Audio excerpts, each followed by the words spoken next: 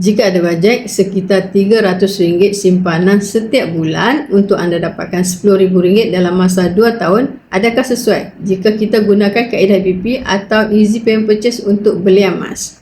Untuk anda dapatkan emas fizikal ini, ada 3 kaedah belian emas dengan public gold. Belian terus bermakna jika ada wang tunai yang cukup. Yang kedua, belian gram emas sikit-sikit melalui akaun gap. Belian ketiga adalah dengan cara Easy Payment Purchase atau EPP. Kaedah belian yang mana sesuai sebenarnya bergantung kepada kemampuan dan matlamat anda. Okay? Untuk dapatkan RM10,000 dalam masa 2 tahun, anda boleh letakkan target dapatkan 20 gram emas. Untuk dapatkan 20 gram emas ini secara EPP, anda hanya ada pilihan untuk membuat bayaran dalam masa 6 bulan atau 10 bulan. Bermakna anda perlu membayar sekitar RM2,100 ke RM2,200 untuk EPP 6 dan RM1,300 ke RM1,400 sebulan untuk EPP 10. Jadi, kaedah yang lebih sesuai adalah menabung di akaun emas gap atau Gold Accumulation Program. Anda boleh menabung secara konsisten setiap bulan sebanyak RM300 dan fokus pada penambahan gram. Apabila cukup 20 gram emas dalam akaun, anda boleh keluarkan untuk anda simpan sendiri. Bagi yang berminat untuk memulakan simpanan emas bersama Public Gold, anda boleh rujuk link saya di bio untuk saya bantu sebaiknya. Selamat menabung.